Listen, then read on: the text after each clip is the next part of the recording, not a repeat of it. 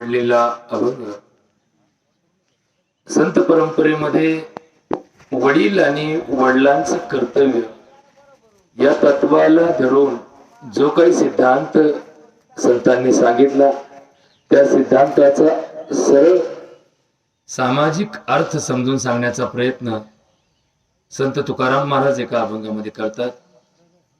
महाराज एका अभंगात सांगतात, जगी ऐसा बाप भावा त्याचा वंश मुक्तीला जावा, पोटी येता हरे तापा ज्ञानदेव म्हणे बापा, मुळीच बाप असता ज्ञानी तशीच जन्मलो आम्ही घाणी, तुका म्हणे आम्ही पोटीचे बाळ माझी पुरवावी जन्माची आळ. बघा, एक विषय आहे की या जगात जन्माला आलेल्या माणसाला जगण्याचा मार्ग निवडण्याला संधी आहे. काही लोक आयुष्यभर ब्रह्मचारी राहतात, काही लोक संसाराच्या मार्गाने जीवनाचा मार्ग स्वीकारतात, काही लोकांना संसारातून संन्यासाकडे जाण्याला संधी मिळते. मार्ग कोणता निवडावा हे प्रकृती, ज्ञान, अनुभव, बुद्धी यावर अवलंबून असतं. म्हणजे काही संसारात आलेली माणसं वैचारिक दृष्टीने कमजोर असतात असं नाही, किंवा संन्यास आश्रमात गेलेली माणसं विचारात प्रगल्भ असतात असंही नाहीये, किंवा जे ब्रह्मचर्य आश्रमाला आयुष्यभर स्वीकारतात अशी माणसं विवेकात वेगळे असतात असं नाहीये. शेवटी हे एक विश्वाचं सामुदायिक रूप आहे. इथे जीवन जगताना वैचारिक स्वातंत्र्य आहे, स्वतंत्र विचाराचं आहे. म्हणजे जगताना आपण काय काम करावं, कोणती नोकरी करावी, कोणतं शिक्षण घ्यावं, कोणत्या शाळेत जावं, हे स्वतंत्र विचारांचं लक्षण आहे. याला भरपूर पर्याय उपलब्ध आहेत. मी समजा एका माणसाचं शिक्षण झाल्यानंतर त्याला 10 ठिकाणी नोकरीला संधी आहे, मग कोणत्या ठिकाणी नोकरी करायची हे त्याच्या विचाराचा प्रश्न आहे. मग त्याला कधी जास्त पगाराची नोकरी आवडेल, कधी जवळ घरापासून असेल ती आवडेल, कधी दुसरा पर्याय नाही म्हणून एखादी नोकरी करावी लागेल. तात्विकतः ह्या सगळ्या गोष्टीचं चिंतन वैचारात अवलंबून आहे, वैचारिक दृष्टिकोनात अवलंबून आहे. आजच्या अभंगामध्ये एक तत्व आपल्याला समजून घेण्याची गरज आहे की जेव्हा आपण संसारात प्रवेश करतो, जेव्हा आपण ग्रहस्थाश्रमात चा स्वीकार करतो, लग्नानंतर आपण ग्रहस्थ आश्रमाचा स्वीकार करतो. मग ग्रहस्थ आश्रम म्हटलं की पुरुषार्थाची पूर्ण व्याप्ती आपण समजून घेतली पाहिजे.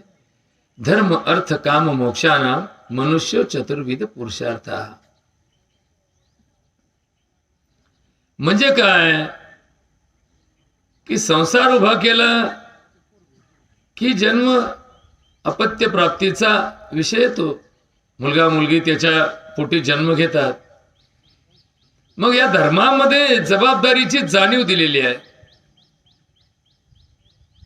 म्हणजे समजा संसाराचा स्वीकार केला, गृहस्थाश्रमाचा स्वीकार केला, तुम्हाला मुलगा झाला, मुलगी झाली, मग तुमची जबाबदारी वाढत जाते.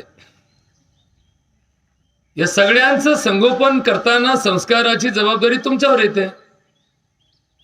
बघा बरं का, हा विषय समाजाला समजून सांगण्याची खरं तर गरज नव्हती. पूर्वी काय हे सगळं बंधनात होतं, समाज बंधनात होता. हे गोष्टी माणसाला हे नियम लिहून ठेवायची गरज नव्हती. हे असं आहे, हे असं करावं पाहिजे, ही जबाबदारी आहे, हे धर्म आहे, याच्यावर तुम्हाला बंधन आहे, या गोष्टीचं तुम्हाला आवश्यक आहे, हे सगळं व्यवहारात समाजात रूढ होतं. ते रूढी आणि परंपरा या लिहिलेल्या नसतात, पण त्या शेवटपर्यंत पिढ्यानपिढ्या चालत येतात. याचा काही कायदा नसतो. कायद्याच्या कलम अमुकनुसार तुम्ही मुलगा सांभाळला पाहिजे, मुलाचं शिक्षणाची जबाबदारी तुमच्याकडे आहे, असं कुठं लिहिलेलं नाही, कोणत्या कायद्यात पुस्तकात नाहीये. हे सगळं आपल्या धर्मात आहे. आणि धर्म म्हणजे काय की समाजाच्या कल्याणाचा मार्ग. ह्याचे कायदे आहेत, हे रूढ कायदे आहेत, हे सर्वानुमते सर्वमान्य कायदे आहेत. याचं लिखित स्वरूप नाहीये, परंतु मानणं धर्माला अपेक्षित आहे. आजच्या अभंगामध्ये तुकाराम महाराज म्हणतात, बाप झाला ना तू, एका मुलीचा, एका मुलाचा, 2 मुलाचा, 4 मुलाचा, काय तुझी जी काय प्रापंचिक व्यवस्था असेल त्याप्रमाणे तू बाप झाला. बघा बरं का, जगी ऐसा बाप व्हावा. मग तुझा बाप या संज्ञेला तुला योग्य पर्याय, योग्य आदर्श काय तुझा? तर पुढच्या चरणामध्ये तुकाराम महाराज म्हणतात, त्याचा वंशमुक्तीला जावा. आता ही काय भानगड आहे, हे थोडस जरा ह्याचं स्पष्टीकरणाची गरज आहे. समजा तुम्ही एक गृहस्थ आहात, तुम्हाला 2 मुलं आहे, तर तुमचं सार्थक काय आहे? तुमचा वंशमुक्तीला जावं. आता ही वंशमुक्ती म्हणजे काय? आपण इथं एका माणसाच्या दाव्याला आलो की आपण आपलं भाषण करतो, यांच्या आत्म्याला मुक्ती मिळो, यांच्या आत्म्याला चिरशांती लाभो. मग कोणी म्हणतं काय, आता ज्याची त्याची भाषा शैली वेगळी, कोणी म्हणतं देव याला जागा जवळ देव, कोणी म्हणतं याला स्वर्ग मिळो, कोणी म्हणतं याला चांगल्या जन्माला घालून आम्हाला सेवा करायची संधी देऊ. आता हे काय, जसं काय आता आपल्या हातात खेळ आहे, आपण आपलं चाललंय, रट्टा लावलाय आपलं, रट्टा 10 भाषणं झाले का 10 जणांचे 10 डायलॉग. कोणी म्हणतं जीवात्म्यास, कोणी म्हणतं मृतात्म्यास, कोणी म्हणतं पुण्यात्म्यास. काय आता म्हणायला काय हो, तोंडाला काय असं चार्जिंग लागतं का? बोलताना अनुभवाचा प्रत्येकाचा भाग असतो. विषय तो नाहीये. विषय काय आहे की एका माणसाच्या मुक्तीचा आपण शब्द ऐकलेला आहे, पण वंशमुक्ती म्हणजे काय? वंशमुक्ती, जे वंशमुक्तीला जावं, जगे ऐसा बाप व्हावं, त्याचा वंशमुक्तीला जावं. आता ही वंशमुक्ती म्हणजे, मुक्ती ही कर्माच्या जवळ आहे. कर्म आणि मुक्ती यांचा अविभाज्य संबंध आहे. आता हे पण लक्षात घ्या. हे काय कुठं आपोआप मिळत नाही. हे काय लॉटरीचं तिकीट नाही की बा मुक्तीला 100 जणांनी अर्ज केले, मग लॉटरी पद्धतीने एक निवडला आणि मग याला मुक्ती दिली आणि बाकी गुंतली, असं नाही. हे सगळं काय आहे, हे कर्म आणि कर्म चे फल याचा परिणाम आहे. मुक्ती हे कर्मफल आहे. मुक्ती हे काय? कर्मफळ आहे. म्हणजे काय? केलेल्या कर्माचं फळ आहे. आपण म्हणतो ना, चांगल्याचं चांगलं, वाईटाचं वाईट. हे काम केलं म्हणून हे मिळालं, या कामाच्या मोबदला मिळाला, या कामाच्या प्रत्यर्थ मिळालं, या कामाच्या साठी दिलं, याला हा पुरस्कार दिला या काम केल्याबद्दल. म्हणजे हे जे सगळं चर्चा करतो ना, तसं मुक्ती ही सुद्धा एक कर्मफलाचीच परिणती आहे. मग कर्म कसं असावं की आपण एकट्याचा विचार करून आपल्या एकट्याच्या मुक्ती करता जगणं, आणि संसार सागरामध्ये आपल्या बरोबर सहजीवनामध्ये आपलं कुटुंब, आपली व्यवस्था, आपले नातेगोते, आपले अपतेष्ट, आपले सगळे सोयरे, आपले शेजार बंधू, गाव बंधू, आपले ग्रामवासी, हे सगळ्यांचा विचार करून कुणी दुखावणार नाही, कुणाला त्रास होणार नाही, कुणाचं नुकसान होणार नाही, कुणाचं वाईट चिंतणार नाही, असं सगळं चिंतन डोक्यात ठेवून वागणं म्हणजे काय होतं? मरताना कुणाच्या मनात आपल्याबद्दल वाईट विचार येत नाही.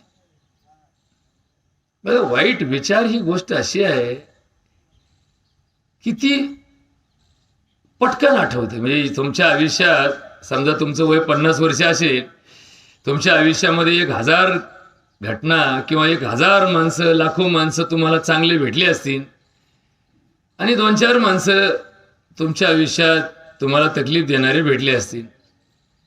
जेव्हा तुम्ही सहज बसता आणि तुमच्याबद्दल चांगले बोलणारे, चांगले विचार करणारे, चांगले वागणारे माणसं आठवतात, त्यावेळेस ती यादी तुमची काय पुढे ढळत नाही. मग तुम्हाला माहिती असतं 1000 लोक असतील बुवा आपल्याला ज्यांनी आपलं मदत केली, आपण 8वीत बसतो. पण 4च लोक जे आपल्याला त्रास देणारे असतात ते न आठवता आपल्या डोळ्यासमोर दिसतात की अरे हे नालायक होता, ते तसं होतं, ते तसं केलं, ते तसं केलं. वाईटाचं स्मरण लवकर होतं. वाईटाच्या बाबतीत हे एक निसर्गतः चिंतन आहे की जे क्लेशदायक आहे त्याचं विस्मरण लवकर होत नाही. आनंदाचं सुद्धा विस्मरण लवकर होतं. म्हणजे समजा तुम्हाला एखाद्याने मदत केली, त्या मदतीतून तुमचा एखादा काम झालं, मार्ग मिळाला, तर ते ज्या दिवशी ते काम झालं ना त्या दिवशी तुमच्या मनात कृतज्ञतेची भावना असते. पण नंतर काय होतं, कामही भरपूर असतं तर माणसंही भरपूर भेटतात, मग ही भावना हळूहळू कमी होते. मग ज्याने केलं ना ती कृतज्ञता हळूहळू विस्मरणात जाते. म्हणून तर लोक बापा ओलाटतात ना. आता बापासारखा माणसाची कृतज्ञता आपण काय यादी काढून सांगायची का तुम्हाला? जन्म दिला 1 नंबर, 2 नंबर आपलं लहानचं मोठं केलं, 3 नंबर शिक्षण केलं, 4 नंबर माझी फी भरली, 5 नंबर मला ऍडमिशन दिली, 6 नंबर माझ्या नोकरीला भेटला, 7 नंबर माझ्यासाठी लय हेल्पटी घातली, 8 नंबर मग दुखणं भानं काढ. मग याची यादी वाचायची का? बापाच्या बद्दल कृतज्ञता आहेत. मग बापा का उलटतात माणसं?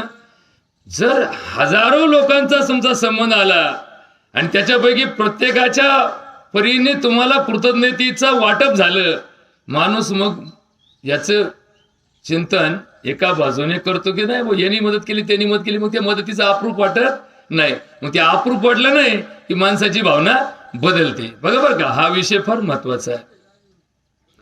खर तर काही नाती अशी असतात की ज्या नात्यांचं आपण आयुष्यामध्ये विस्मरण करणं आपल्यासाठी मूर्खपणाचं लक्षण आहे.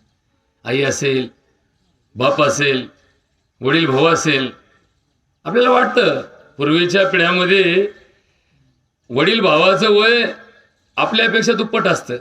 म्हणजे बऱ्याच ठिकाणी की धाकटा 20 वर्षाचा असेल तर थोरला 40 वर्षाचा असतो. एक पिढीचं अंतर असतं भावा बापाच्या जागेवर असतो तो आपल्याला.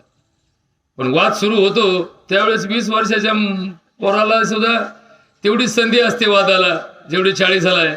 आणि मग त्याला ते मनाला खटकतं, चायला याला लहानचं मोठं करताना मी किती आदबलं असेल, किती काय केलं असेल. आता हे याला आठवतं, ज्यांनी केलं त्याला आठवतं, पण ज्याच्यासाठी केलं त्याला कायदा दिसतो. ते म्हणतो मग समान वाटप पद्धत आहे, मला माझा हक्क आहे, मला माझा अमक आहे, मला माझं तमक आहे. म्हणजे ही जी व्यावहारिक बाजू आहे ही माणसाला चुकीचं वागायला प्रवृत्त करते. व्यवहार माणसाला चुकवतो, धर्म माणसाला चुकवित नाही. धर्म माणसाला सांगतो व्यवहार बाजूला ठेव, उत्पन्न, तोटा, नफा, सत्ता, संपत्ती बाजूला ठेव. काय सांगतो? बाप आहे बस संपला विषय. हे सगळं जरी गेलं तर त्याच्यासाठी करायचं. आई आहे बस विषय संपला. व्यवहार तिथं घुसला की आई बाप कोण कोणाची, आई बाप, भाई भाऊ, हे सगळं व्यवहारात गणित होत नाही. व्यवहारात व्यवहार दिसतो, मग तिथं लाभ दिसतो, फायदा दिसतो, नफा दिसतो, हक्क दिसतो. हे व्यवहाराचं चित्र आहे. व्यवहाराचं चित्र काय? हक्क, नफा, फायदा, सवलत किंवा सत्ता, संपत्ती, धन, दौलत, प्रतिष्ठा. हे व्यवहारात आपण जेव्हा चिंतन करतो त्यावेळेस तिथं भावना, नातं याचा काही संबंध ठेवत नाही. का ठेवत नाही? कारण आपल्या डोक्यात तेच असतं ना की नाही माझा फायदा झाला पाहिजे. मग फायदा झाला पाहिजे म्हटलं की मग समोर कोण आहे ज्याच्याकडून आपल्याला फायदा घ्यायचा आहे, लुटायचा आहे, लुबाडायचा आहे, ज्याच्याकडून घ्यायचं आहे हिसकून, तो बाप असू, नाही आई असू, बहीण असू, भाऊ असू, आपण विचार करत नाही. आपण काय होतो? त्या एका मुद्द्याने आंधळे होतो. कोणत्या मुद्द्याने? लोभ, स्वार्थ किंवा ती गोष्ट. म्हणून तर भगवद्गीतेमध्ये भगवान कृष्ण माणसाच्या वाईट वागण्याचं कारण सांगतात. बघा बरं का, वाईट का वागतात माणसं, खोटं का बोलतात, शिव्या का देतात, एकमेकावर धावतात का, एकमेकावर गुन्हे दाखल का करतात, एकमेकाला त्रास का देतात, एकमेकाचा अपमान का करतात, एकमेकाचा पान उतारा का करतात, एकमेकाचा आबोला का धरतात, एकमेकाला हिसका हिसकी का करतात, याच्यावर भगवंत सांगतात. ध्यायते विषयान पुंसा संगतेषु उपजायते संगात संजायते कामान कामात क्रोध अभिजायते क्रोधात भवति सम्मोहा सम्मोहात स्मृती विभ्रम स्मृती भ्रंशात बुद्धिनाशो बुद्धिनाशात प्रणश्यन्ति. त्याला काय ते डोक्यात, आपण म्हणून या डोक्यात भोंगा आहे. आता भोंगे बाहेर गुंगुम गुंगुम करते, आपल्याला ते भोंगा दिसतो, पण डोक्यातला भोंगा कुठं दाखवायचा कोणी. तसे आपल्या सगळ्यांच्या डोक्यात भोंगे असतात, भोंगे. आणि भोंगे आहेत ना, या भोंग्याच्या आवाजात तुमच्या डोक्यातलं जे स्वरूप आहे हे सगळं बदललेलं असतं. तुम्हाला बघा तेवढंच दिसतं, जे स्वार्थाचं आहे, जे आपल्या विचारात आहे तेवढंच दिसतं. त्याच्यासाठीच म्हणजे आपण एक मराठीत एक म्हण आहे, हे जग कसं आहे, हे कशावर अवलंबून आहे, हे तुमच्या चष्म्यावर अवलंबून आहे. काळा चष्मा घातला की जग काळं दिसतं, लाल चष्मा घातला की जग लाल दिसतं, पिवळा चष्मा घातला की जग पिवळं दिसतं. हे खेळण्यातले पहिले हे आपल्या जत्रेमध्ये हे आपल्या लेमतीर्थाला बरंच आहे. आता सध्या लॉकडाऊनमुळे काय सगळ्या गोष्टीचा पचका झालाय. नाहीतर हे लहान पोरं चष्मा 2 रुपयाला घ्यायचे, आपणही लहानपणी घ्यायचो खेळण्याचा चष्मा. आणि चष्मा लावला, आई अगं हे घर लाल दिसतंय, लाल नाही बाळा ती निळे. अहो नाही नाही, एकदा बघ ना चष्म्यातून बघ. म्हणजे चष्म्याचा रंग बदलला काचेचा, घराचा रंग दुसरा दिसतो. याला काय म्हणतात, याला भ्रम म्हणतात. भ्रम हा भ्रम असतो. का असतो, मधला जो पडदा आहे त्या पडद्यामुळं पलीकडच्या गोष्टीचं वस्तुस्थितीचं ज्ञान होत नाही. हे भौतिक गोष्टीचं नाहीये, विचारांचं तसंच आहे. विचार चुकीचे मनात येतात का, कारण ते विषयाला धरून असतात. जो विषय आपल्या डोक्यात आहे ना, मला मोठं व्हायचंय, मला सरपंच व्हायचंय, मग मला सरपंच व्हायचं म्हणलं मग डोक्यात काय, सरपंच व्हायला काय लागतं, सरपंच व्हायला बहुमत लागतं, बहुमत व्हायला काय लागतं, गावची लोकसंख्या 2000 असेल तर मला 1000 माणसाची गरज आहे. मग मी त्या डोक्याने 1000 माणसं गोळा करायचा प्रयत्न करतो. मग त्या 1000तले चांगले कोण, वाईट कोण, 1000 लागत आहेत, चांगले असो वाईट असो कसं असो, मला संगतीला घेणं गरजेचंच आहे. मग त्या संगतीतून काय होतं, माझं वागणं बदलतं. नाही भाऊ, त्यातले 50 लोक म्हणले, हो महाराज तुम्ही मस्त महाराज आहेत, पण ते चालणार नाही बरं का, तुम्हाला माहिती ना काय चाललंय जगात, द्या बरं द्या आम्हाला तिकडे. महाराज म्हणतो घ्या बुवा, आता कोणाला म्हणू नका, घ्या बुवा, काय करता याला, सरपंच व्हायचं नाही याला. महाराज अहो तुम्हाला जरी वाटत असलं ना, आता आमच्या पद्धतीने चालू द्या बुवा, आता द्या बरं 10,000 रुपये. हे जाफास पोरं जरा होते ते सकाळपासून म्हणले बा तुम्हीच म्हणा महाराजाला विषय काढा. मग झाला का महाराज, आता इकडं रामायण सांगतो, इकडं त्याग सांगतो, आणि इकडं म्हणतो 10,000 घेऊन जा म्हणतो, झाला खटका. म्हणजे बघा बरं का, ध्यायते विषयान पुंसा संगतीषु उपजायते. म्हणजे हे चित्र आहे ना, कुठंतरी माणसाच्या बुद्धीत कशामुळे येतं, विषयामुळे येतं. विषय काय, मला सरपंच व्हायचे. हा म्हणला भाऊ 10 नाही 10 रुपये द्यायचो, नाही करा नाही तर करू नका, विषय संपला असता ना. हा म्हणतो नाही राव, मग त्या शरीर जायला माझं ते एक इच्छा अपूर्ण राहिली. मग इच्छा अपूर्ण राहिली, मग त्या इच्छा यादी करून ठेवतो. बरं का, बघा बरं का, माणसाला आपण म्हणतो ना याला कावळात नाही शिवलावं. बरोबर, कावळात नाही का बरं, यादीच मोठी असते ना. आणि मी असा बंगला बांधीन, मग मी सरपंच होईन, मग मी मेंबर होईन, मग मी आमका होईन, मी तमका होईन. झालं, आशाची अपेक्षाची यादी करून ठेवली, काहीच व्हायना. त्याच्यापेक्षा होईन तर होईन, नाही तर नाही. गावाला गरज असेल तर करीन, मग गाव आपोआप मागं लागो, खाता का तुम्ही, आपण म्हणतो नको आम्हाला नको होईल, मग ते गाव म्हणतो यायला बघा आम्ही त्याच्या मागं लागलो, पण ते नाही म्हणतो. मग अशा परिस्थितीत एखादी गोष्ट प्राप्त झाली की समोरचा आपल्याकडे बोट दाखवीत नाही, पण आपलं उलट आपणच मागं लागतो, आपल्याला ही गोष्ट पाहिजे. जितका तुम्ही त्या गोष्टीचा ध्यास घ्याल तेवढं वागणं तुमचं चुकत चालतं, तेवढं वागणं चुकतं. तुम्हाला जर ती गोष्ट प्राप्तीची आशा कमी झाली, आपण म्हणतो ना आशा सुटत नाही, ही आशा सुटत नाही ना, ही न सुटणारी आशा, हेच घोटाळ्याचं काम आहे. देश सोडून काय फरक पडतो, देश सोडून एखादी गोष्ट आहे ना, समाधानाने जगायला म्हणजे काय शिका. ती गोष्ट समजा एखाद्याचं लग्न होऊन 10 वर्ष झाले, ठीक आहे, वैद्यक शास्त्रामध्ये परंपरा आहे, वैद्यक शास्त्राला मर्यादा आहेत, वैद्यक शास्त्र आधुनिक आहे, हे सगळं जरी मान्य असलं तरी प्रत्येक गोष्टीला मर्यादा आहे. काही संसारामध्ये आम्ही असं पाहिलं की नवऱ्यालाही दोष नाही, त्याच्यातही तपासण्या सगळ्या चांगल्या आहेत, बायकोच्याही तपासण्या चांगल्या आहेत आणि दोघांचं एकमेकावर प्रेम आहे. पण काय कारण कोणाच ठेव म्हणले यांना काय आपत्ती होत नाही, यांना काय बोरबाळ होत नाही. अरे यांच्या डोक्यात विषय आला, काही होऊन आपल्याला व्हायलाच पाहिजे, झालं. मग विषय आला की मग त्याच्यासाठी जगात विस्तार झाला, या विषयाचा विस्तार झाला.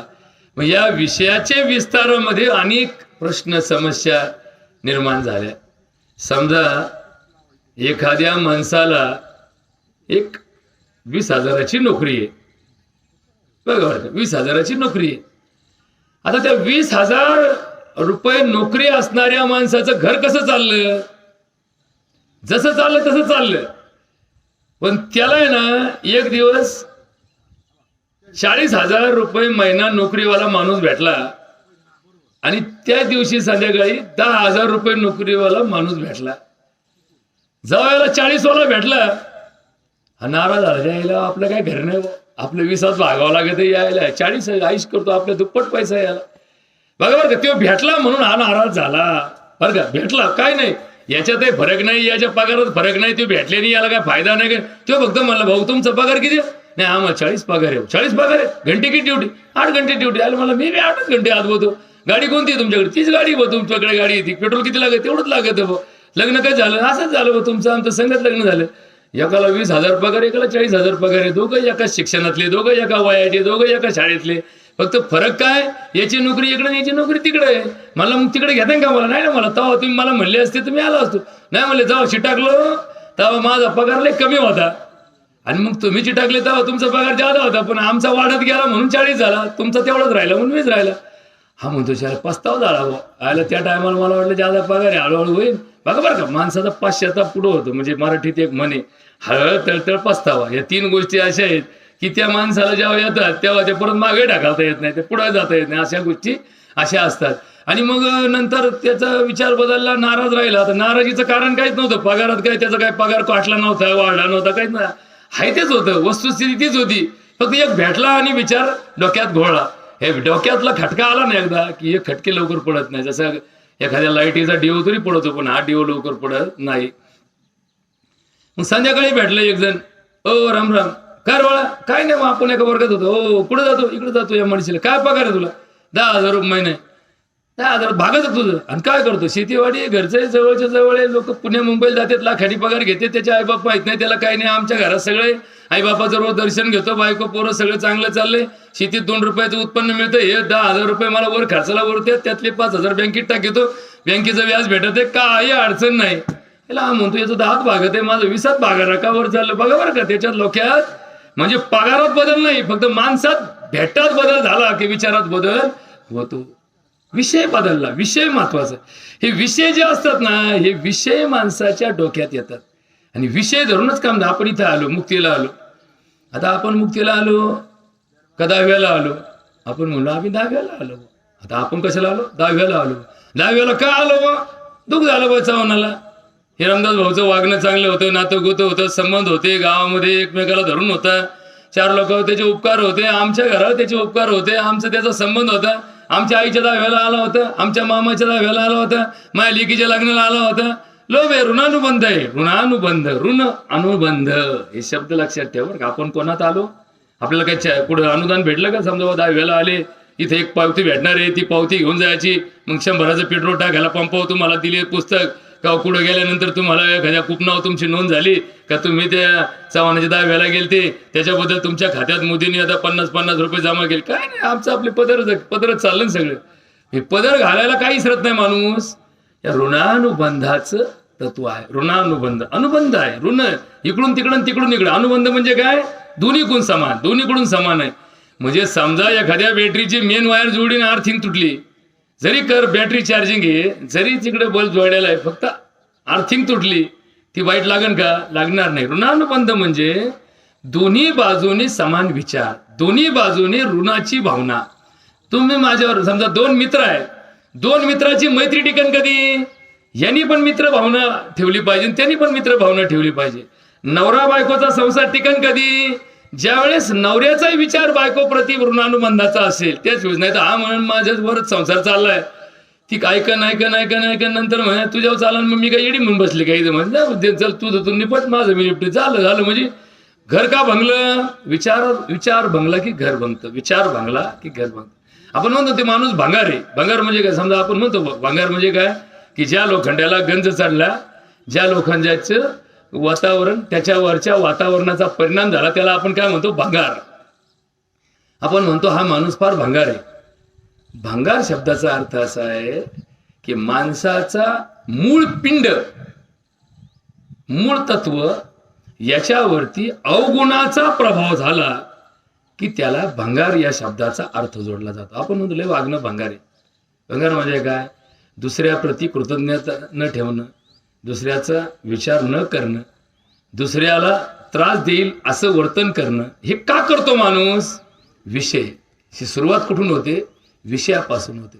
समजा एखादा माणूस पेताडे, पेताड आहे म्हणजे नालायक आहे असं नका समजू, पेताडे म्हणजे वाईट आहे असं नका समजू.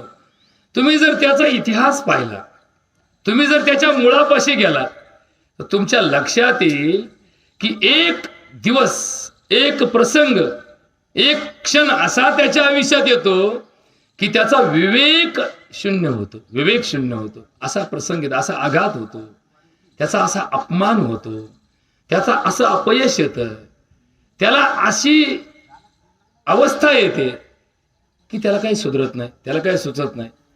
मग त्या अशुभ प्रसंगी बघा बरं का, आपल्याकडे आपण लग्न लिहिताना काय लिहितो की आमच्या घरी शुभकार्य आरंभलेलं आहे.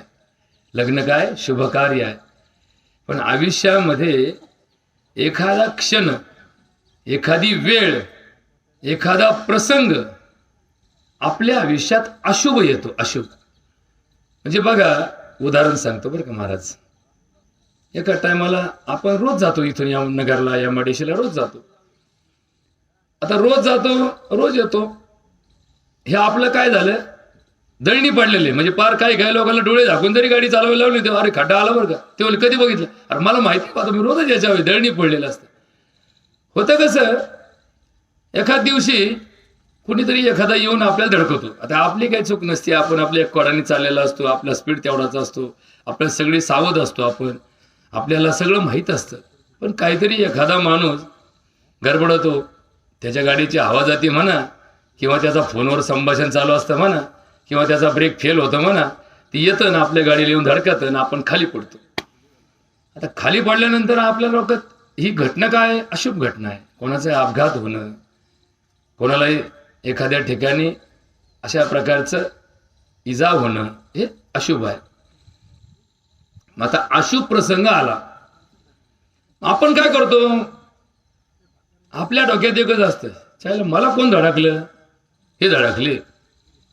आपण मागे बघत नाही, पुढे बघत नाही, त्याला धरतो लगेच. हे घर तुला समजत नाही का? ठीक आहे ना, घटना अशुभ आहे, तुम्हाला त्रास झाला इथपर्यंत ठीक आहे. पण त्याची कार्यकारण मीमांसापर्यंत पोहोचला का तुम्ही? मुळापर्यंत गेला का तुम्ही? तुम्हाला कळलं का त्याचं मूळ काय आहे? बरेच गोष्टी आपण आपल्याला झालेला त्रास, आपल्याला झालेला उपद्रव, आपलं झालेलं नुकसान, याचं कारण कोणाला तरी धरतो. म्हणजे समजा पोरगं नापास झालं, आपण मास्तरला शिवाय देतो, काय राव ते शाळेत घातलं, अहो ते मास्तरचं काय खरंय? मग पोरगं नापास झालं, आता तुझं पोरगं नापास झालं, त्याला ते मास्तर काय करेल? त्या वर्गात किती पोरं होते? 50 पोरं होते. 50 पैकी 45 पोरं पास झाले. त्यांचे म्हणले वा वा सर, लय भारी बरं का, आमचं पोरगं पास झालं. सर म्हणजे पोरगं पास झालं मास्तर चांगला, पोरगं नापास झालं मास्तर वाईट. आता हे काय प्रकार आहे? मास्तर तसाच आहे ना, मास्तर काय बदलले का? नाही. त्या 5 पोरांना शिकवायला वेगळी कला वापरली का? नाही. या 45ला वेगळी वापरली का? पुस्तकं बदलली का? वेळ बदलली का? वेळापत्रक बदललं का? काहीच बदललं नाही. चूक आपली. पण आपल्याला दुसऱ्याच्या माथी मारायची सवय लागली का हा प्रश्न वाढत जातो. दुसऱ्याच्या माथी मारायचं. गुण नाही आला, डॉक्टरला शिव्या दे. उगलं नाही, पाभाऱ्याला शिव्या दे. आता पाभाऱ्या काय करीन? तुमचं बीज खोटं निघलं तर पाभाऱ्या काय करीन? पाभाऱ्या काय ते पेरला भांगार ते काय तुम्हाला अक्कल आहे का? पेरलं ते उगलंच नाही. उगलं नाही पण ते पाभाऱ्या काय करीन? त्याला हा भाऊ त्याने बिड्या टाकलं, ते उगलं, त्या उगलं नाही म्हणजे त्या बियामध्ये सोडत नाही, ते बी तसंच राहिलं. असं राहिलं का? त्याने बिचाऱ्याने बी सोडलं, खाली गेलं, वर गेलं, चार ठिकाणी पेरलं, 3 ठिकाणी उगलं, तुझ्याकडे नाही उगलं, ते तुझा बघ ना तू. पण शिवाय द्यायच्या, बस असं करायचं तसं करायचं. काय बघ आता काय म्हणजे माणसाचा विषय इतका क्लिष्ट आहे की माणसं आपल्या नुकसानीची जबाबदारी स्वतःची झटकतात आणि कोणाच्या माथी मारून मोकळे होतात. आणि मग याच्यात काय झालं? याच्यात विनाकारण एखाद्याला दोष देण्याची सवय लागली. मग ह्या दोषापायी अनेक लोक आपल्याला दोषी सापडले. जर तुम्ही चौकशी केली ना, इथं समजा आपण 1000 जण बसलो ना, इथं 1000 जण बसलो, बरोबर का? बारीक विषय सांगतो तुम्हाला. हे 1000 जण बसले, या सगळ्यांची जर चौकशी केली ना, तर आपण सगळे दोषी आहोत. याच्यातला एकही माणूस असा नाही निर्दोष. या जगात निर्दोष कसं जगायचं? आपण जर चाललो तर चालता चालता पायाखाली 2 मुंग्या आल्या, आला का नाही पाप? झालं का नाही पाप? बोलता बोलता 2 जंतू तुमच्या पोटातून बाहेर पडले, तोंडातून बाहेर पडले, 2 लोकांना भेटले, 2 लोकांपासून 4 लोकांना भेटले, झालं का नाही पाप? म्हणजे पाप ही प्रत्येक वेळेस अवधानाची परिस्थिती नाही. अनवधानाने सुद्धा तुमच्या मधले पाप घडतात तुमच्या आयुष्यामध्ये, माझ्या आयुष्यामध्ये. बघा बरं का, हे वाक्य फार महत्वाचं आहे. आपण लोकाला दोष द्यायला सदैव तत्पर असतो, पण दोकाला दोष देऊन फायदा काय? समजा मी तुम्हाला आता 4 शिव्या दिल्या. आता काही महाराजांना शिव्या समोर बसले त्याला शिव्या देत, नालायकानो, हे आमकानो, ठीक आहे ना, शिव्या दिल्याने काय प्रश्न सुटला? लोक हसले, 4 ठिकाणी बोलले, 4 ठिकाणांचं ऐकले, आयला म्हणलेले भारी झालं. भारी काय झालं? शिव्या दिल्याने प्रश्न सुटत नाही, दुसऱ्याला दोष दिल्याने प्रश्न सुटत नाही, दुसऱ्यावर आरोप केल्याने प्रश्न सुटत नाही. मग प्रश्न सोडायचे असतील, वाक्य लक्षात ठेवा महाराज, वाक्य लक्षात ठेवा. प्रश्न सोडायचे असेल तर स्वतःला आरोपीच्या पिंजऱ्यात उभं करा.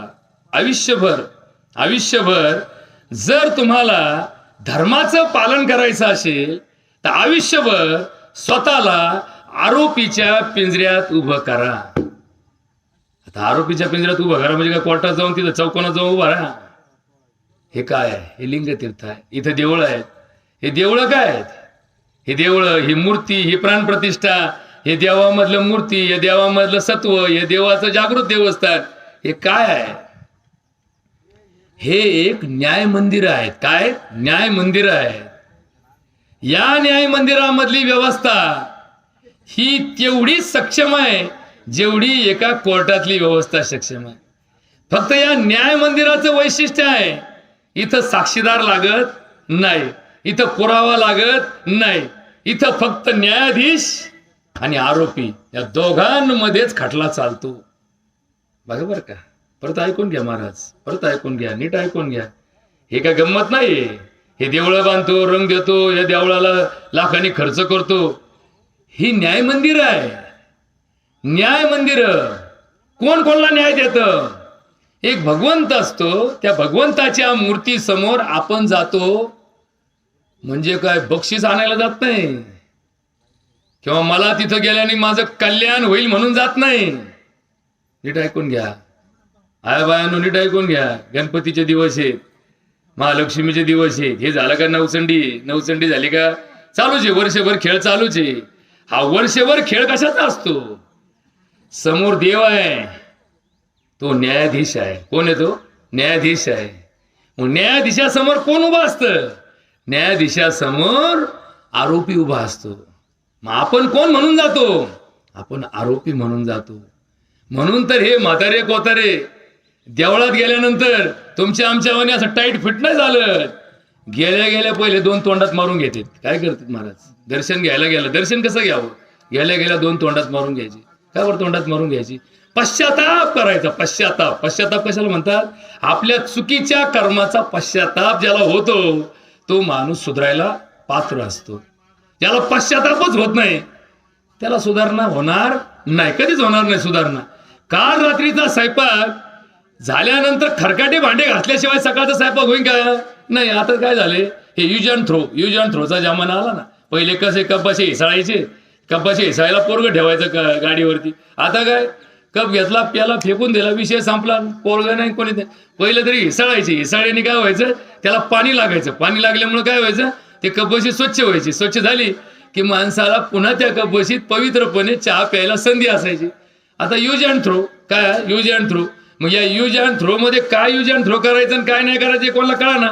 आता माणसाला सुद्धा यूज अँड थ्रो करायला लागली. यूज अँड थ्रो म्हणजे एक माणूस दुसऱ्या माणसाला कसा वापरितो use and throw. Ram Ram महाराज यावर का कीर्तनाला जवळ येत नाही 50 वेळा हॅलो महाराज आले का निघाले का नाही झालं कीर्तन मड महाराज गेला नाही गेला तुझी तू झक मारा आम्हाला काय घेणं पण आपलं काम झालं. Use and throw use and throw जवळ लग्न जमत नाही तर पोरगी बघावर का पोरगी बघावर का आपलं पोरगी बघावर का आपलं नाही आमचं पोरग चांगलंय आमचं पोरग चांगलंय आमच्या पोरग जैनी आमच्या पोरगाला परमनंट आहे सगळं खरंय.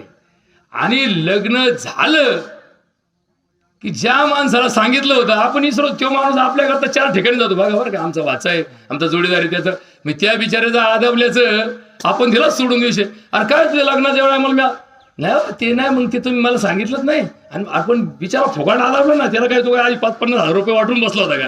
हे मतदानाला वाटणं सोडून दुसरीकडे कोणी वाटितं कधी किंवा हे मामा हे 2,000 धरा कुठं पेट्रोल पाण्याला लागते आपल्याला पोरगी बघा बरं का असं कोणी ऍडव्हान्स दिलाय कोणाला नाही ऍडव्हान्स नाही. इथं काही सिस्टीम आहे मामा बघा बरं का हे पुण्याचं काम आहे लग्न जमवणं पुण्याचं. आपण पुण्यात पैसा खर्च झाला त्याचं काय करतं यूज अँड थ्रोचा जमाना. बापाला सुद्धा यूज अँड थ्रो तर बाकी तर काय घेऊन बसले तुम्ही. म्हणजे ज्या गोष्टीला आपण भावना आणि धर्म जोडतो त्याला सुद्धा आपण व्यवहार जोडला तर या जगाला काय ज्ञान द्यायचं आणि काय करायचं. विषय निघाला की या अभंगामध्ये तुकाराम महाराज म्हणतात जगी ऐसा पाप व्हावा त्याचा वंश मुक्तीला जावा. आता याचा अर्थ 2 वाक्यात सांगतो. बाप माळकरी आणि पोऱ्या पेताळ असे उदाहरण बघा. बाप शाळा मास्तर आणि पोरगा जुगारी बरं का. बाप डॉक्टर आणि पोरगा कला केंद्रात बघा बरं का. बाप हेडमास्तर आणि पोरगा चोरीचा धंदा करतो पोरगा चोरीचा धंदा करतो. बाप संस्कार वर्ग चालवतो आणि पोरगा लफडे करत गावात हिटवतो बघा बरं का. म्हणजे हे विचित्र दिसणारं चित्र हे कसं दिसतं एका डॉक्टरचा पोरगा पण तो वाईट व्यसनात अडकला. एका मास्तरचा पोरगा चोरीत सापडला बघा बरं का. चोरी लोक काय मास्तरच्या पोराला चोरी काय करायची वगैरे सापडला ना पण का बरं हे गोष्टी का घडल्या कशा घडणार. मग आता एक बाप म्हणून ही जबाबदारी कुणाची येते मी सांगतो तुम्हाला ती बापाचीच येते. आपलं पोरग चुकतंय हा पोराचा दोष म्हणण्यापेक्षा त्या बापाचा सगळ्यात मोठा दोष असतो. आपल्याला हे समजलं पाहिजे ना आपलं पोरग काय करतंय. स्वातंत्र्य या शब्दाला आपण इतका विचित्र पद्धतीने समाजामध्ये पसरवलंय की आम्ही स्वतंत्र भारताचे नागरिक आहोत. हे आत्ताचा खेळ आहे. किती दिवसाचा खेळ आहे. 150 वर्ष इंग्रज येऊन गेले 70 वर्ष स्वातंत्र्याला झाले म्हणजे काय हे सगळा टोटल खेळ किती 200 वर्षाचा खेळ आहे. धर्म किती वर्षाचा आहे. धर्म महाभारत 6000 वर्षापूर्वी घडलं. किती वर्षापूर्वी घडलं 6000 वर्षापूर्वी. मग 6000 वर्षापूर्वी ना इंग्रज होते ना भारताचा झेंडा होता ना स्वतंत्र भारताचे कायदे होते. मग 6000 वर्षापूर्वीचे कायदे आणि आत्ताचे वर्तमान आपल्या भारतीय घटनेचे कायदे याच्यामध्ये फार मोठ्या तफावत आहे याच्यामध्ये. मग त्या कायद्यात काय सांगितलं. त्या कायद्यात सांगितलं की ज्याने जन्म दिला त्यालाच संस्कार करण्याचा मार्ग समजला पाहिजे.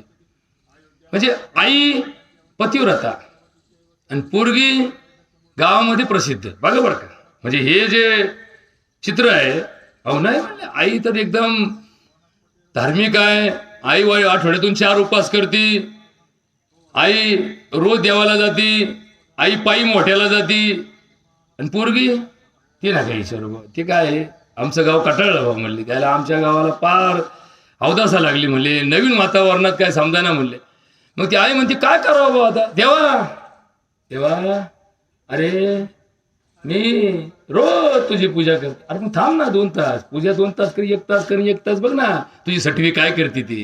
मग हे का नाही जमलं, हे काय देवा सोडून दे का, देवानी ना नेमलं काय भाऊ तू माझ्याकडे 2 तास पूजाला येत जा आणि मग 2 तास तुझी पोरगी मी सांभाळीन. त्या पोरीला संधीत ना 2 तास आई लिमतीर्थाला गेली म्हणजे पोरगी 2 तास काय, तिला माहिती आई 2 तास काही येत नाही. मग त्या 2 तासात काय करायचं तिने ठरवायचं ना. मग तिला जशी संधी मिळते तसं याच्या आईचा पूजा चालू आहे आणि तिकडं तिचा कार्यक्रम चालू आहे. म्हणजे हे शेवटी का बिघडतं, आपण नेहमी एकच काम करतो की दोष दुसऱ्यावर ढकलतो, अपयश दुसऱ्यावर ढकलतो आणि यश माझ्यामुळं मिळालं याची जाहिरात करीत बसतो. मी तर सातपुते सगळ्या गावाला सांगतो, डॉक्टर ना जर डॉक्टर एखाद्या माणसाला गुण आल्याबद्दल फुशारकी गाजीत असेल, मायामुळं तू नीट झाला, जे मेले तर तुझ्याकडे येऊन बसायला पाहिजे तुझ्याकडे. मग हे कोणामुळे गेले बघा बरं का, मायामुळं ना कुणी नीट झाला आणि मायामुळं ना कुणी मेला, हे ज्याला समजलं तो खरा डॉक्टर. मग कुणी नीट झाले ना देवाची कृपा झाली बा, औषध काय तुला दिलं, याला दिलं, त्याला दिलं, हे 3 जण नीट झाले, तो नाही झाला, यांच्यावर कृपा झाली म्हणून नीट झाले, याच्यावर कृपा नाही झाली म्हणून ते गेले, औषध तेच. असं ज्याला समजलं तो खरा विद्वान. नाही तर जेव्हा मला मग झालं नाही का आपलं, आपण नाही केलं का, हा त्यांनी म्हणा, आता लोक म्हणणारच ना, लोक डॉक्टर साहेब देव माणसाहेब हा त्याला गुण आला तुमचा. आपण म्हणायचं देवाची कृपा, आपण काय म्हणू देवा, नाही तर आपण म्हणू दे 50चे आधार. म्हणजे काय, आपणच स्कीमाला वाटायला मोकळीचे, गुण आला ना दे 50चे आधार, म्हणजे झाली गंमत. म्हणजे जसं आपण नाही एखाद्याचं काम झालं की 2 रुपयाचे आधार मागू, हक्क आहे म्हणतो. आता हक्क कोणता आहे, 2 रुपये मोबाईलला घेतला ना तू, परत हक्क कोणता लावतो. बघा ही जी सिस्टीम आली ना, ही जी पद्धत आली ना समाजामध्ये की श्रेयवादाचा फायदा लोटायचा, श्रेयवादाचा फायदा घ्यायचा, त्या श्रेयवादाच्या फायद्यापायी माणसाला वागण्याला परिवर्तन निर्माण झालं, श्रेयवादाचा फायदा. मग धर्म काय सांगतो, शास्त्र काय सांगतो, श्रेयवाद हा तुझा हक्क नाही. श्रेय कुणाला द्यावं महाराज, श्रेय कुणाला द्यावं, भगवंताला द्यावं. कोणाला द्यावं, तुम्हाला मुलगा झाला, श्रेय कुणाला द्यावं, पांडुरंगाला द्यावं. तुमच्या पोराचं लग्न झालं, श्रेय कुणाला द्यावं, भगवंताला. म्हणून तर पत्रिका छापताना हे लिखापडीमध्ये पक्का आहे बरं का माणूस, श्रीकृपेने माझ्या घरी शुभ कार्य आरंभले आहे, माझी कन्याची सौका, हे सगळं लिहिताना टाइम बरोबर लिहितो. बोलताना काय म्हणतो, यांच्यामुळे लग्न जमलं, कोणामुळे लग्न जमलं, यांच्यामुळे, हे फुगले ना, मग आपल्यामुळे लग्न जमलं, मग आपण देव झालो ना. तसे म्हणजे आपण स्वतःला मोठेपणा घेतो याचं जरी म्हणणं असलं, बघा हे वाक्य परत लक्षात ठेवा, समोरचा जरी तुम्हाला श्रेय देत असला तरी श्रेय घेताना 1000 वेळा विचार करा. जर श्रेय तुम्ही घेतलं तर त्याच्या विरुद्ध परिणामाला सुद्धा तुम्हाला जबाबदार धरलं जातं.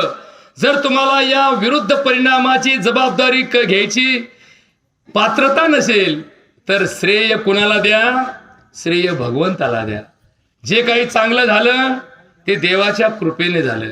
ज्याला ही सवय लागली त्याच्या आयुष्यात त्याला कधीही दुःख, कधीही नैराश्य आणि कधीही त्याला म्हणजे चुकीचे विचार त्याच्या बुद्धीत येत नाहीत. असो विषय असा आहे की ही मुक्ती कशाला मिळते, मुक्ती त्याला मिळते की जो एकमेकाबद्दल चांगले विचार करतो त्याला मुक्ती मिळायला संधी आहे. आता हे थोडं गणित सातपुते लक्षात घ्या बरं का. आता ही मुक्ती कुठं भेटते, त्याची कर्जमुक्तीसाठी अर्ज करावा लागतो की ज्यांच्या कर्ज आहे त्यांनी ऑनलाईन अर्ज करा, तुम्हाला तुमची कर्ज माफ केले जातील. ज्यांनी अर्ज केले त्याचे माफ झाले, ज्यांनी अर्ज नाही केले त्याचे तसेच राहिले. ज्यांनी कर्ज काढले नाही त्याला वाटायचं नको ऋण कोणाचं, त्याला तो पस्तावला, तो म्हणतो जायला सोसायटी असती तर आता 10,000 माफ झाले असते बा, आपणही येडे. म्हणजे जो काढीत नाही तो एवढा समजायला लागला स्वतःला, जो काढितो जो बुडीतो ते म्हणतो मग आपण काय येडे होतो का, मग मी नाही भरले भाऊ, माझ्याकडे मग पैसे होते मी आजान दिले पण मी काय भरली नाही भाऊ सोसायटी, का मला माहिती होतं आलंय आता डफडं वाजलंय ना आता माफ होणार. म्हणजे बघा जे लबाड आहेत ते सुखी, जे लबाड आहेत ते सुखी आणि जे इमानदार आहेत तिला काय करावं म्हणले लोक. शासन म्हणले ज्यांनी बुडावलं त्याला माफ आणि ज्यांनी भरलं त्याला दांडी. मग आता जेव्हा भरतो तेव्हा म्हणतो काय पाप केलं बाबा मी द्यायला भरत बसलो. एका दिवसाचा फरक पडला. म्हणजे फक्त एक दिवस जाहीर झालं का मला भरून टाका. मला वाटलं भरलेलं बरं आपली नीतिमत्ता चांगली आहे. आणि नेमके नीतिमत्तावाला गेला खड्ड्यात आणि अनितीवाला म्हणला मग खात्यात किती जमा झाले. म्हणला 5 लाखाला नफ्यात गेलो. मग अनिती जर नफ्यात चालली आणि नीती जर तोट्यात चालली कशाला बोंबल्याला कोण नीतिमत्ता ठेवायला मोकळे भाऊ. लक्षात ठेवा महाराज, लक्षात ठेवा महाराज, या व्यवहारामध्ये मुक्ती कशाला म्हणतात हे समजून सांगतो. मुक्तीचा अर्ज करावा लागतो. कधी करावा लागतो? 10व्याला कावळा शिवाय टायमाला पंडित सांगत असतात पिंडाय स्वाहा अनसांक्षती कज्जलम. हे पिंड तयार झालं. सपिंड एक श्राद्ध कशाचं आहे? सपिंड श्राद्ध आहे. पिंड तयार झालं. पिंड तयार झालं म्हणजे काय झाला? तुमचा मसुदा तयार झाला. मसुदा. पिंड म्हणजे काय की तुमच्या आयुष्यभर केलेल्या कर्माची इथं आपण फाईल तयार केली. फाईल, ही फाईल तयार केली. सगळा समाज कशाला बोलावलाय? ही फाईल बघायला. बघा बरं का काय काय उपकार आहेत जनतेने त्याच्या मनातून सांगा. मुक्ती 4 प्रक्रियेमधून मिळते. किती प्रक्रियेतून मिळते महाराज? 4 प्रक्रियेतून. सलोकता, समीपता, संयुजता आणि स्वरूपता. थोडा आता मनापासून ऐका बरं का, महत्वाचं आहे. नाही तर काय फालतूच का थकूट चालला आपला कवरबी.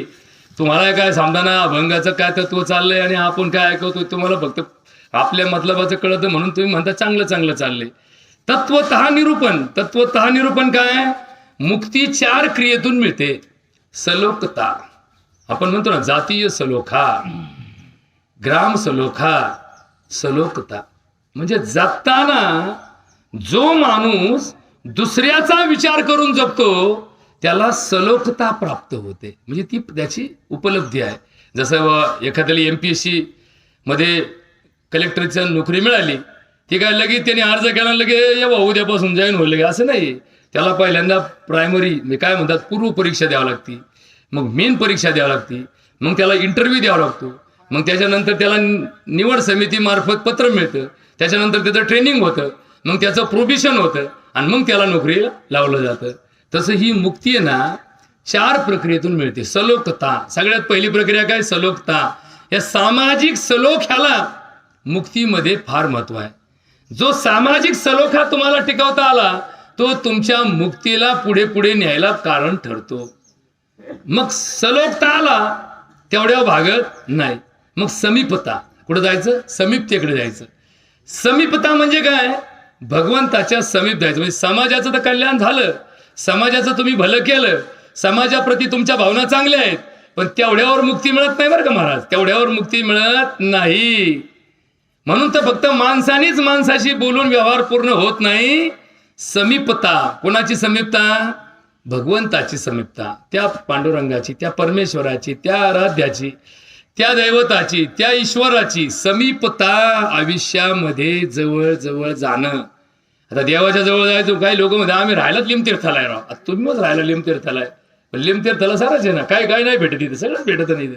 बघा तुम्ही एखाद्या देवस्थानात राहता म्हणून तुम्ही चांगले आहात हे सिद्ध होत नाही. आणि एखादा माणूस पार वाईन शॉप मध्ये काम करतो म्हणून तो नालायक आहे म्हणून सिद्ध होत नाही. बघा बरं का, लक्षात ठेवा. एखादा पांडुरंगाच्या पंढरीत राहतो, आम्ही पंढरपूरचे काय मग पंढरपूरचे काय सारे सज्जन आहेत का? नाही.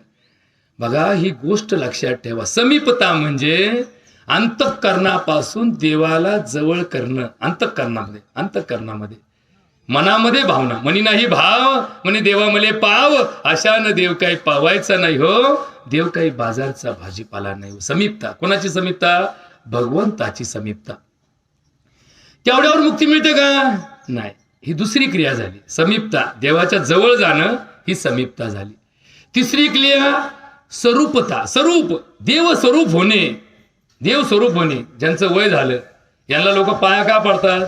हे देव स्वरूप झाले. यांनी 4 उन्हाळे पावसाळे खाल्ले, यांना जगातले 4 चांगल्या वाईट गोष्ट कळल्या, यांना चांगले अनुभव आले. यांचे अनुभव आमच्यापाशी नाहीत म्हणून आमच्यापेक्षा ज्यांचं वय जादा आहे त्यांचं दर्शन घेतो.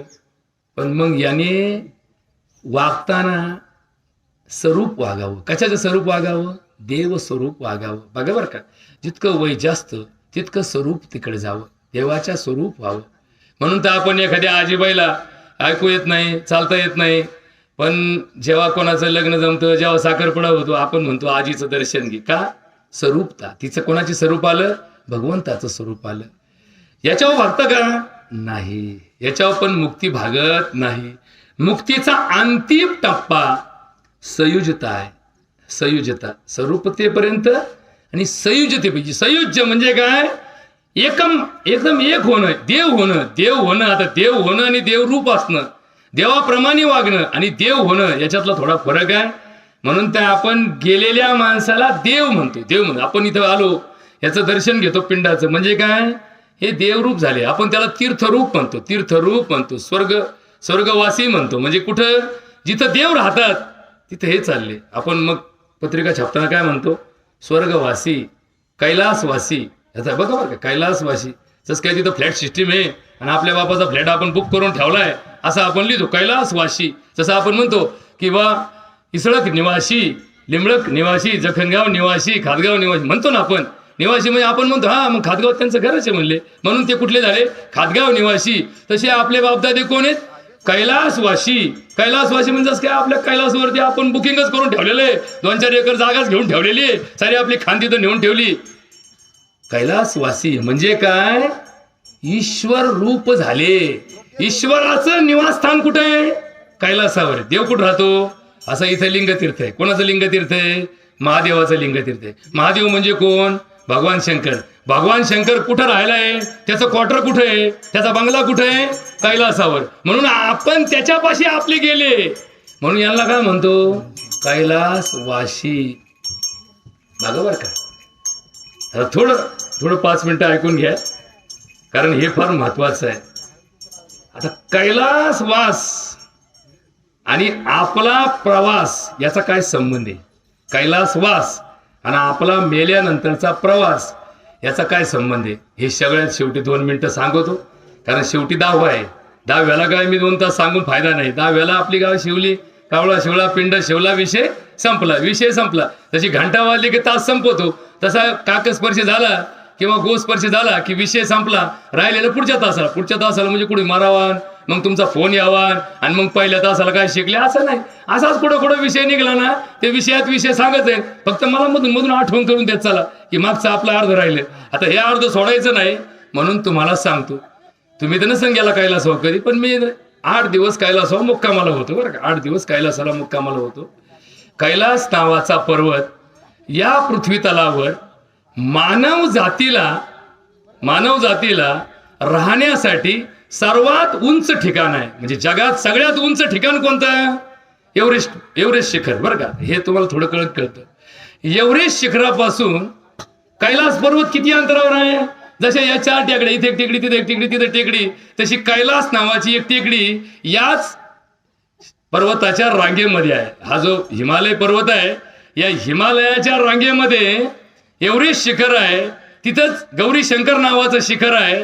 तिथंच एक कैलास नावाचं शिखर आहे. त्या कैलास नावाच्या शिखरापाशी माणसं राहतात. बघा बरं का. आता थोडं 2च वाक्य बरं शेवटी 2 मिनिटात सांगतो आणि हे आहोत आता सोडितो. आता कसं झालं, सोडायची सुट्टीची वेळ झाली. त्या कैलास पर्वतापाशी एक यमद्वार नावाचं द्वार आहे. यमाचं दार आहे. म्हणजे शंकराची कार्यालय, शंकराचं ऑफिस आणि यमाचं ऑफिस एकच आहे. आता हे थोडंसं जरा समजून घ्या बरं का. तुम्ही गेले नसताल, कुठंतरी शिवपुराणात वाचलं असेल, शिवलीलामृतात वाचलं असेल, पण मी आता तिथं जवळपास महिनाभर होतो. कुठं? कैलासावर महिनाभर होतो. सगळं बारीक सारीक किंवा कैलास म्हणजे काय, कैलासावरती कोणाकोणाचं वास्तव्य असतं, कैलासाच्या परिसरात काय राहतं, तर त्याच्या शेजारी यमद्वार आहे आणि यमद्वाराच्या प्रवेशामध्ये यमाची नगरी आहे. जसं आपल्याकडे एक वावर असतं आपलं, त्या वावरामध्ये 2 एकर मका असते, 1 एकर गहू असतो, 2 एकर ज्वारी असते. वावर कोणाचं? आपलंच. गहू कोणाचं? आपलाच. मका कोणाची? आपलीच. ऊस कोणाचा? आपलाच. वावर कोणाचा? आपलंच. फक्त टप्पे का पडले? नाही बा, या वावरात मका पेरली, या वावरात ऊस पेरला. तसं त्या कैलास परिसरामध्ये यमाचा एक दरबार भरतो आणि त्या दरबारामध्ये आपले सगळे हे जे बापदादे आहेत हे तिथं नेऊन ठेवलेले आहेत. बरं का, हे थोडंसं धर्माचं तत्व लक्षात ठेवा. आणि म्हणून आपण या जन्मात मुक्त झालेल्या आत्म्याला एकच ठिकाण सांगतो. एकाच ठिकाणी मुक्त झालेले आत्मे जातात की जे सगळे मुक्त झाले ते कैलासावर जाऊन निवांत राहतात. तिथे एखादी गोष्ट गेली, बघा का, शेवटचे उदाहरण देतो. तिथं कुठलीच गोष्ट सडत नाही. समजा तिथं कैलास पर्वतावर तुम्ही एकाचं प्रेत नेऊन टाकलं आणि 100 वर्षांनी गेले तर त्या प्रेताला 1% सुद्धा नाश प्रक्रिया होणार नाही. तुम्हाला माहित नाही, तो कैलास पर्वत सध्या चीनच्या ताब्यात आहे. चीनच्या ताब्यात आहे. आणि तो चीनच्या ताब्यात क्या गेला? कारण तो तिबेटियन देशाच्या ताब्यात होता. तिबेटियन देश हा हिंदू राष्ट्रातला सगळ्यात महत्वाचा भाग होता. पण तिबेटियन वरती चीनने अतिक्रमण केलं आणि चीनने तो तिबेट प्रांत ताब्यात घेतला. दलाई लामा हे तुम्हाला माहिती आहे, थोडं थोडं ऐकून घ्या.